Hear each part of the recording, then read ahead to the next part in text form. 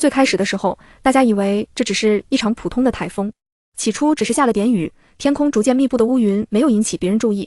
不久后开始狂风大作，一下又一下砸着窗户，接着停水、停电，手机失去信号，直到风眼完全上岸，雨越下越大，路边的大树连根拔起，压住了行人。海边的住户玻璃窗被台风撞击个粉碎，玻璃渣被狂风卷走在空中，随时成为杀人的武器。空中被吹起几斤重的铁皮砸进住户家里，利刃直接削掉了居民半边脑袋。人们这才猛然意识到末日要来了。手机里的新闻不断跳出台风顶点即将登陆的消息，地图上的台风眼正匀速冲着沿海的夏市前行，那边距离我住的地方有2-3个小时的路程。同事小明笑着说，夏市的开始囤物资了，超市都被抢空了，你们快来看，这群人真怕死，哈哈哈哈。他点开了手机里的视频，超市人满为患，无一例外，每个人的购物篮里放得满满当当。毕竟8年前那次15级超强台风让夏市损失惨重。我放下手里的文件，冷漠地回了一句，你们没经历过，自然笑得出来。小明，谁不知道你是夏市逃难来的，一天天有什么被害妄想症吧？台风真有那么可怕？那你现在还不是活得好好的吗？我用力拍了桌子站起身，冷眼瞪他。我活着，可是有的人死了。办公室里一阵静默，毕竟那场台风里死的不是他们的亲人。有人出声解围，这次台风顶点比上次还厉害，救援队都集结出发去夏市了，肯定会没事的。我们跟夏市临近，要不要也囤点东西？小明，又不是在中心，顶多就风大点，至于大惊小怪吗？他白了我一眼，自顾自地继续开始嘲讽那些囤货的居民。几人还在三言两语的讨论。我已经打开了手机外卖服务，点了一大堆东西派送到家，速冻水饺、包子、汤圆，还有些油炸即食的食物，反正冰箱够大。再买了几箱泡面、罐头、八宝粥。想起夏市之前断水断电半个月，现在仍然心有余悸，这次我要做好万无一失的准备。我承认自己确实因为对台风有应激反应。8年前我亲身经历那场15级台风毫无预兆登陆，起初只是下了点雨，天空逐渐密布的乌云没有引起别人注意。到了下午开始狂风大作，一下又一下砸着窗户，海里的水逐渐漫上了岸边，海浪拍打进了住户的家里，接着停水、停电，手机失去信号。这时一切都还没有那么紧张，直到风眼完全上岸，雨越下越大，路边的大树连根拔起，压住了行人。海边的住户玻璃窗被台风撞击个粉碎，玻璃渣被狂风卷走在空中，随时成为杀人的武器。空中被吹起几斤重的铁皮砸进住户家里，利刃直接削掉了居民半边脑袋。温热的血液喷洒在我脸上，房东太太就那样死在我面前。啊！快走，快找地方躲起来！大家开始恐慌，开始蜷缩在屋子里。灾难真的来临了！我被压在柜子下的1个星期，那段日子我只能靠喝泥水，吃一些随水飘来的垃圾，直到等来救援。从痛苦的回忆中清醒后，我揉了揉发痛的太阳穴，扫了一眼窗外，晴空万里，炙热的太阳还悬挂在高空，一点微风轻扫着树叶，平静又祥和。这可不是什么好兆头，作为台风眼登陆的边缘，一点动静也没有。下一秒，手机内收到了防汛办发来的信息，此次台风顶点已经升级为超强台风，预计明日登陆，将对我省造成重大影响。防范措施：关好门窗，减少外出，储备食物，将杂物挪进室内，勿靠近危墙、大树、电线杆等。遇危险情况，请及时求助。距离台风登陆还有8个小时。天空中开始出现成片的卷云，逐渐增厚，变成黑压压的一片，笼罩在城市上空。唯独那抹格格不入、红蓝相间的美丽光芒悬在天边。我眼皮跳了跳，这晚霞跟我8年前见到的一样。要下雨了。邻桌小芳撞了撞我的肩膀，周周，你带伞没有？我心里慌得紧，摇了摇头，瞥了一眼手机。等会我男朋友来接我，顺路送你吧。不用了，谢谢。马上下班了，我想起还有最重要的东西没有买，饮用水、充电宝。走之前我提醒小芳回去多买点东西，总之有备无患。我批发了7、8箱饮用水，加上家里原有的，应该够用了。好在我平常很宅，经常买一大堆东西放在家里。邻居们也只是调侃我，你又买这么多东西啊，家里放得下吗？现在的女孩像什么样子，一点也不会顾家。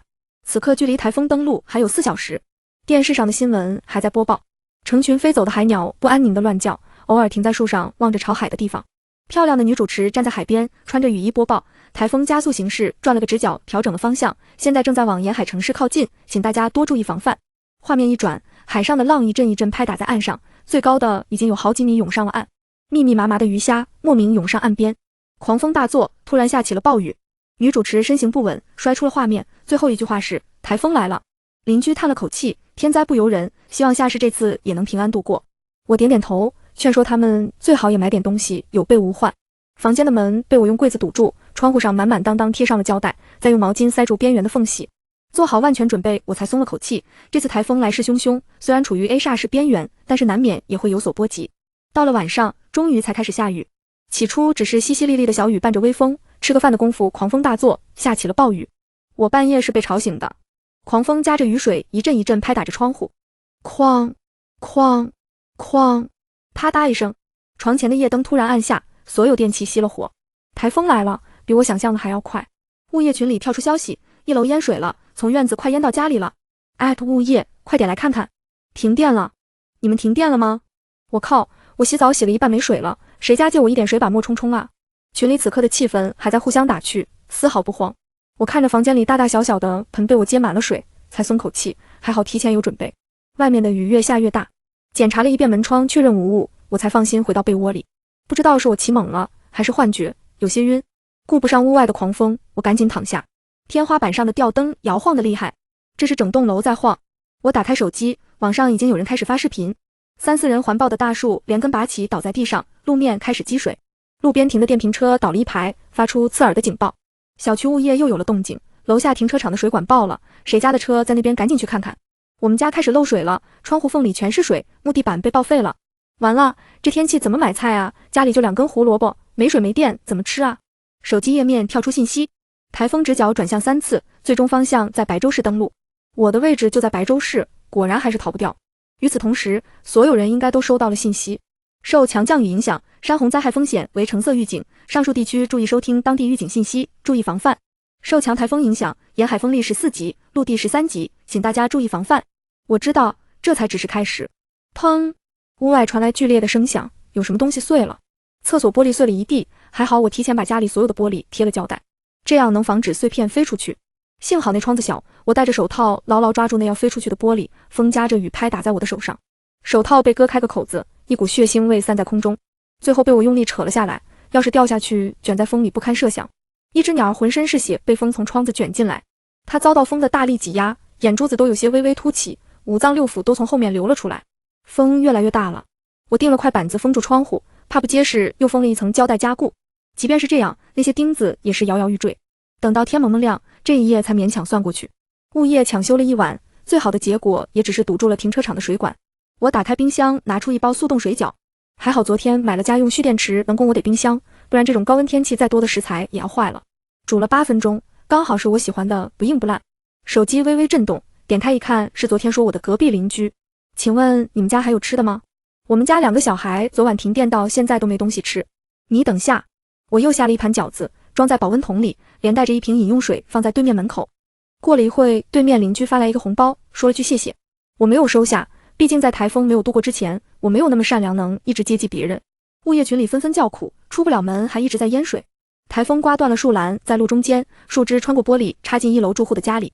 屋外只能感受到那狂风要撕烂我家的一切，想要冲进来把我也撕个粉碎。包扎完伤口，刚坐下门铃就响了起来。透过猫眼看见一个男人站在门口，神情焦躁的一下又一下按着门铃。你好，请问你们家有饮用水吗？我可以花钱买，我饿了一早上什么也没吃，想找你买瓶水可以吗？我半晌也没有回应，敲门声开始剧烈。喂，别装死啊 CEO， 给瓶水也不行 TM 的，信不信我把门拆了？那男人我见过，就是楼下健身房的健身教练，一身腱子肉，蛋白粉当饭吃。我一手抄起旁边的棒球棍，一手拿起防狼喷雾，单身女子独居就必须要有自我保护意识。我还是心软了，拉上安全锁链，把门开了一条缝，扔了瓶水出去。下不为例。那男人也不是好说话的，提高了嗓门。你什么意思啊？打发叫花子呢？哥有钱，让我进去挑。轰隆！楼道里风吹得剧烈，一道闪电劈在天空中，一声闷雷吓了我们俩一跳。那男人瞬间萎了一半，许是害怕也不敢再大声。你别出来，小心点，这台风可不是唬人的。妹子，你就再拿点东西给我，我拿钱给你。他掏出钱包，扔了500塞进来，时不时看向楼道的窗户。暴雨拍的窗户哐哐响，伴着雷声让人发怵。最后我妥协了，天灾面前人性就是这样，随便挑几样吃的塞给他，临走前还附送了根蜡烛。我不想再看到有人死了。从他口中我才得知，是隔壁邻居到处夸我人美心善，才暴露了我家有吃有喝。这无疑也是让我成为了这栋楼的粮仓。这才仅仅是台风的第1天。下午雨势渐小，可道路上的积水越来越深，电力恢复了短暂的供应，这时市政府启用了备用电源。居民不管不顾，一窝蜂的全部冲出去购买物资。可这一切只是暴风雨前的宁静，台风眼就要来了。预警信息推送，超强台风眼即将到达，风力17级至20级。现在起至台风警报结束前，大家关牢门窗，人不出门，车不上路，避免出现伤亡。出去还没有回来的人被困在了外面，街道上的东西被雨水夹杂着海水冲得七零八落。之后更大的风暴袭来，路边伫立的小屋瞬间坍塌，屋外满天飞的垃圾卷在半空，在狂风的驱使下敲打着墙壁跟窗户。未完工的建筑工地，铁皮飞在村落上空，肆意寻找着不属于它的落脚地。钢筋插进附近工人的铁皮屋里，不知那里面是怎样绝望的场景。最后一切消失在台风席卷的海浪里，我只能躲在衣柜里不断安慰自己，明天就会好了，我要活下去，坚持到台风结束就好了。风暴持续了一天，台风终于稍稍减弱，可房子开始漏水，墙壁开始渗出水珠，窗户缝里的雨水一个劲往里面钻，毛巾湿了拧干，挤了一桶又一桶，终究没什么用，天花板也开始滴水，很快就淹没了脚踝。我朝楼下看了一眼，浑身起了鸡皮疙瘩，整个1楼全部被淹没了。一辆辆汽车浮在水面上，随着风的方向飘动，道路两旁的大树也飘在水上，高压电线滋滋冒着火花，这要是掉进水里，真的会要了命。隔壁大姐今天早上还说找我要3个包子，现在都没动静。我试探地敲了敲她家的门，那门锁不用费力就掉在了地上，砰！门被风吹开了，我下意识探头朝里面看了一眼。大姐，我手里热腾腾的包子差点掉在了地上，房子内一片狼藉，落地窗震得粉碎，沙发、电视、茶几那些家具在边缘摇摇欲坠。客厅一个人也没有，我眼皮跳得厉害，试探性的再喊了一句：有人吗？卫生间隐约有哭声，我加快脚步敲了敲门，有人在里面吗？没事了，风暴已经小了。门一打开，母女3人蜷缩在角落里，积水没过膝盖，浑身湿透。好在没有受伤。他们一见我就忍不住哭出声。隔壁大姐讲述了昨晚多惊心动魄。妹子啊，昨晚台风卷起什么东西，一下就砸碎了我们家里的落地窗，一地的玻璃在屋子里飞了起来。我害怕伤到孩子，只能带进厕所里躲了起来。隔壁大姐眼见着不妙，连忙打了急救电话，可手机没有信号。孤儿寡母无疑他们是绝望的，这种情况下他们也无法出门求救。我把包子塞进她手里，安慰着：现在没事了，大姐你放心，我有经验，咱们一定会活下去的。我听着她的表述都不免心惊肉跳。我看着满屋子的物资苦笑了一番，原本打算一个人苟活，起码3个月等人来救都不是问题，现在这样多了3张嘴，也就省一省还能坚持。拿了一些东西分给他们，一时半会只能让他们待在安全的地方。我没有选择带他们回家，灾难当前我还是选择留个心眼，自私就自私一点，起码我也尽力了。妈妈，我想许愿让台风快点过去，所有人都平平安安。小女孩捧着手上的包子缩在她妈妈的怀里，闭着眼睛祈祷。她妈妈揉揉她的脑袋，红了眼睛。昨天是她生日，我回家翻箱倒柜了半天，才有个像样的小蛋糕塞进到她手里。一切会如你所愿的。顶点台风在傍晚又开始侵袭。这老房子的隔音不算太好，这栋楼的电梯里困了3、4个人，我住在电梯对面，他们绝望的呼救声我听得一清二楚。市里的供电恢复了，可这老房子的电线被风吹断了。救命啊！有没有人啊？快按紧急按钮，快报警！没信号啊，手机没信号。我拿起手机报了警，走到电梯内处，幸好有个小口子可以供他们氧气。我搬出1箱水，一瓶一瓶从那狭小的空间塞进去，另外塞了一些吃的。我刚搬来这里并没有多久，跟这些邻居也并不熟悉。这一幕让我想起了曾经在台风来袭时保护我的房东太太，如果她还在，肯定也会跟我一样帮助受困的人。小女孩仰起头灌了几大口水，冲着我甜甜的笑，谢谢你，姐姐，你人真好。西装革履的男士也点头向我示谢，要是没记错他应该是个高管，这次回来是看望他妈妈。还有一对夫妻，手上提着一些蔬菜水果藏在身后，另一位老爷爷站在原地，没有喝水也没有吃东西。我多了句嘴劝他吃点东西吧，救援没有那么快。他瞪了我一眼，要你管？吃，要死了还吃。我没有说话，依旧坐在电梯口等救援。风吹个不停，整栋大楼都在摇摇晃晃，老旧的电梯也在吱呀吱呀作响。安静的等待更加让人不安跟害怕。我再次拨通了救援电话，那头的回复是说道路积水，救援队在来的路上，大树拦在路中间，需要等待一段时间。时间1分1秒过去，风也越来越大。白州市已经进入了台风眼。我强装镇定，蹲在电梯前，尽量忽略楼道吹上来肆意猖狂的台风。小女孩蜷缩在角落里，偷偷地抹着眼泪问旁边的老大爷：爷爷，我害怕，我想回家。老大爷嘴上骂道：就知道哭，你爹妈不要你，就来祸害我是吧？他颤颤巍巍拄着拐杖护在了女孩身前，将我刚刚给她的水跟食物塞进了小女孩的手里。怎么还没来啊？这电梯晃得厉害，刚刚我听见有什么东西好像断了。那对夫妻中的女人带着哭腔，手脚发软，坐在地上。那声音我也听见了，她老公扇了她一巴掌，咒骂了句乌鸦嘴。大家又恢复了沉默，只有在台风短暂地停下时，才能清晰地听见大家紧张的心跳声。咚，啪嗒，电梯剧烈地开始摇晃，呈现出一个倾斜的角度，他们身形不稳，全部歪进了角落里。救命啊！我好害怕，我要出去。咚，又是一声，我转头一看，才发现一块巨石从上至下压在了电梯上方。我忍着害怕，不断退后，蜷缩至门边。我感受到风正如同鬼魅，从楼道中寻找他能带走的一切东西。喂，你们到了吗？他们快不行了，救救他们吧！救！砰！一声巨响贯穿了整栋楼，电梯掉下去了。不要，不要！我大脑一片空白，已经听不见电话那头说了什么。我身子控制不住，抖得像筛糠似的爬到楼梯口，电梯已经呈一种怪异的方式扭曲定格在地面上。那地下渗出的血被暴雨瞬间冲刷，却怎么也洗不净。等救援人员到现场时，那被压到变形的电梯终于被打开，几人的身体叠在一起，我忍不住痛哭出声。差一点，只差那么一点点，他们就都能活。剩下的那句话我说不出口。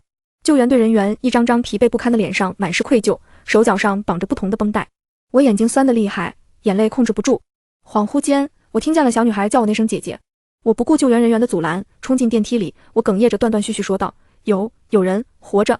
一听这话，大家迅速将尸体抬出来。找到小女孩时，她爷爷牢牢将她护在怀里，整个脊背被压得塌陷，也不曾松手。最后是救援人员生生掰开，嘴里念叨着：你们安全了。爷爷的手才肯放下。有伤员，他还活着。此刻的水越来越深，积水倒灌进电梯里。救援刻不容缓，他们将小女孩放在了救援艇上，送去了医院。剩下的几人全部没了气息。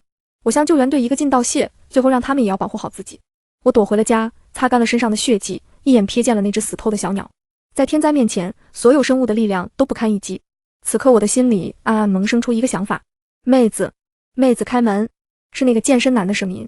他一脸焦急，不停地敲着门。虽然我没有打算理他，可是那被台风糟蹋过的门，我都怕不堪一击。你有事？他又掏出钱包，翻了1000块塞给我。你再给我点东西，救救急。上次是我态度不好，我不对，我当时以为一下就过去了，没想到这么严重。我正准备关上门，他扑通一下跪在了地上。你帮忙，我家4个老人，还有个孕妇，那些东西不够。你松开手，我进去拿。灾难当前，只是些吃的，比起眼睁睁看着他们送命好。还好我买的东西够多，3个月的量，省一点总能熬到灾情过后。更何况现在第3天了，要是台风后的风暴不来，也就算过去了。真正难熬的是灾情过后，那种停水停电没米下锅的日子。楼下的救护车警笛声响起，一辆一辆淌过路面的积水飞快驰过，那个方向是一个寄宿学校。风势越来越大，要是没控制那些火星子，不知道会被吹去哪里。里面还有孩子。信号塔电线杆被洪流吹得倒在了水里，海边蔓延上的风浪将地面里一切冲刷了个干净。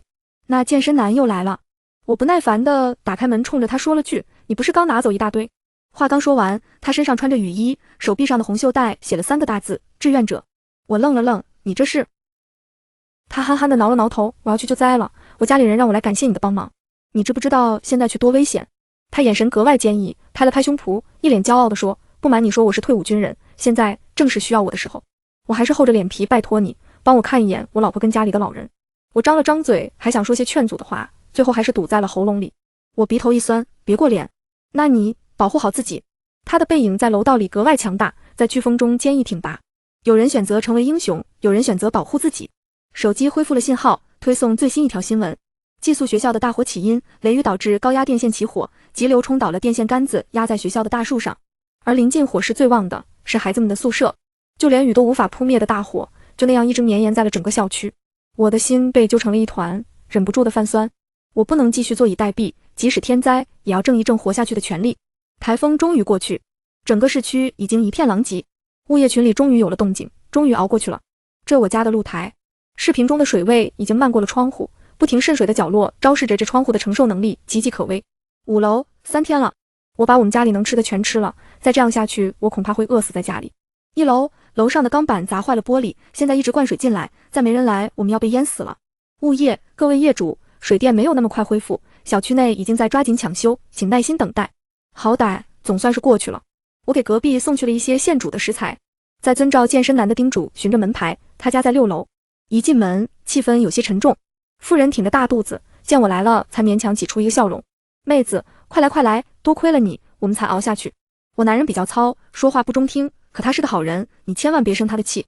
我坐在椅子上，拘谨地擦了擦汗。互帮互助，应该的。我尽量忽视他眼里若有似无的泪光，过了一会，他还是忍不住哭出了声。仔细询问过后才知道，健身男去救灾的地方正是着火的寄宿学校。幸好那些学生在台风来临之前被老师转移去了学生宿舍，没有造成伤亡。可去救灾的救援队，高压电线掉进了水里，几个年轻的救援人员营救不及时，被电死在了水里。救援工作依旧没有停止，好在最后大火被扑灭，所有学生除了受点轻伤，全部营救成功。可大家的心情没有丝毫地轻松，因为像这样危险的情况，在各个救援角落都时时刻刻存在。生命是短暂，可是它仍旧有意义。我翻开手机私聊了5楼的住户，我们家有点吃的，可以分你。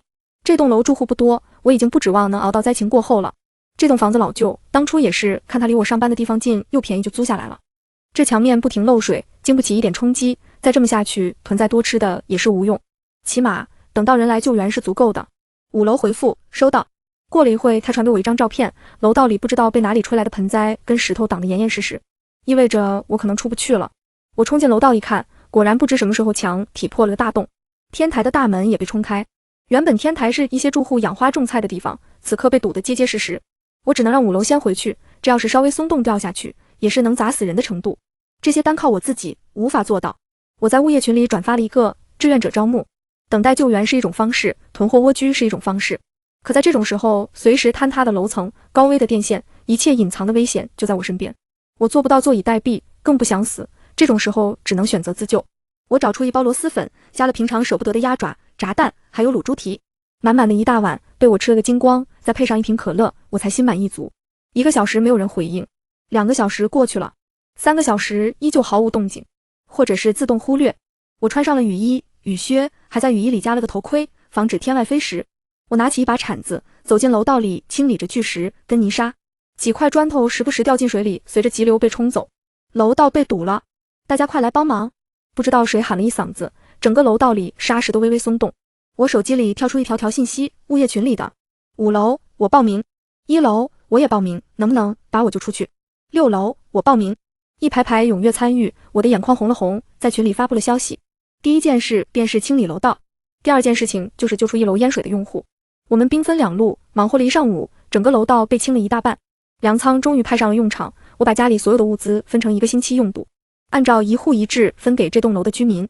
隔壁大姐作为后勤管理这些物资来每日分配，各位志愿者每天可以多领1瓶矿泉水。1楼的用户也被顺利解救出来，好在他是个电工。那小区楼下岌岌可危的高压电线快触碰到积水里，他熟练地处理好一切后，才跟着志愿者去了他们家里暂时休息。楼上的男的清理完毕下来，看到我愣了愣，囔了一句：凑什么热闹，一女的不帮到忙就不错了。我挺起胸膛对他一句：8年前的夏市台风，我也同样做了志愿者，我有的经验不比你少。如果你看不起女人，那遇到女性受害者，你会袖手旁观？你睁开眼睛看看，这一地狼藉，你还有心情嫌我是男是女？那男人尴尬地干咳了几声，随后没有再接话。第一天，大家干劲十足，在等待外来救援的同时，我们这栋楼居民也成功完成了自救的第一步。物资有限，我只能供给这栋楼的居民。救援队夜以继日的忙碌，我们能做的就是给他们争取足够的时间。为了加快速度，志愿者协助小区物业一起进行抢修。第二天，大家拉起挡风布，堵住各个洞口，以防万一落石飞进来。处理积水反而最麻烦，先要清理排水网，再安排抽水管，几个个子较高的男生在水里才勉强站稳。好在现在雨势不大，小区位置较高，趁现在处理是最好的时机。台风结束后，第3天城市排水系统也开始发挥了作用，路面积水才渐渐变少。我站在路边拿铲水时，隔壁大姐慌慌张张跑下楼：周周，不好了，6楼他老婆要生了。健身哥电话打不通，还好小区的积水已经清理完毕，可大家的车已经被水泡得报废了。孕妇躺在隔壁大姐怀里，满头冷汗，死死咬着嘴唇，也不敢吭声。我知道她怕给大家添麻烦。隔壁大姐心疼地抹了抹眼泪：你一定会没事的，你放心，大姐陪着你。周周，这耽误不得了。隔壁大姐发现的时候，她已经生生熬了3个小时。我没有经验，只是听说女人生孩子跟鬼门关没区别。市医院离这里有段路程，咱们坐担架抬过去吧。5楼出了个主意，我点点头，觉得有道理。大家准备动身时，1楼的电工从家里扛出一台3轮。这个行吗？行。大家齐心协力将孕妇抬上了车，电工跟着隔壁大姐一起陪她去了医院。我冲上楼，收拾了一些吃的用的，杠了一大袋，徒步走去医院。等到医院，还是没联系上健身哥。我坐在产房门口，听着里面撕心裂肺的哭喊：忍不住发颤。隔壁大姐塞了个面包在我手里，别担心，指定没事。我手机跳出一条信息，山上突发洪流救援队，志愿者已经马不停蹄赶往最前方。那张图片中，我看到了熟悉的身影，健身哥。大姐，6楼她老公没事。与此同时，产房内哭喊的声音戛然而止，我的心提到了嗓子眼，手心也忍不住冒汗。隔壁大姐看出我的不安，安慰我，没事，肯定是生了，有孩子的哭声。我沉默了一会，我妈当初就是生我才没的。那你爸呢？丢下我走了。他搂住了我，轻声说，以后我们就是你的家人。过一会，护士抱着孩子出来说，母子平安啊。那个是个小男孩，长得皱皱巴巴，浑身有着细细的绒毛，好丑，好小，但是我很喜欢他。救援一直在持续中，小区内基本已经平稳。我参加了政府的志愿者。沿海边受灾最严重，房屋基本是全军覆没。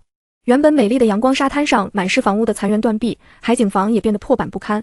我打着手电筒在坍塌的房屋内寻找着伤员，在这种环境下不能大声呼叫，防止二次塌陷。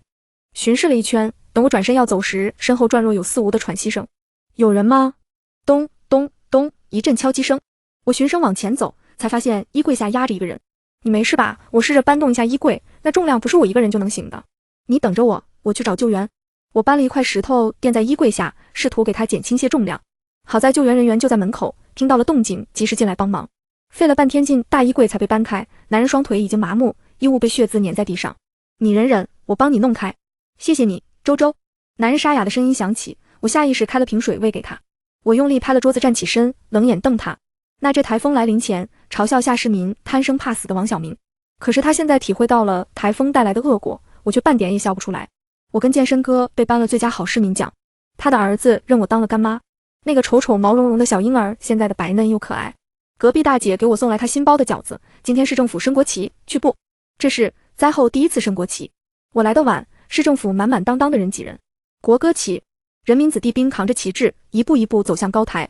瞬间，市政府广场上不约而同的从轻到重合奏，场上偶尔有人轻声低泣。这也是灾后大家第一次重聚。这场灾难，有人失去亲人，有人失去朋友，有人身受重伤。那面冉冉升起新生的旗帜，也预示着我们的劫后余生。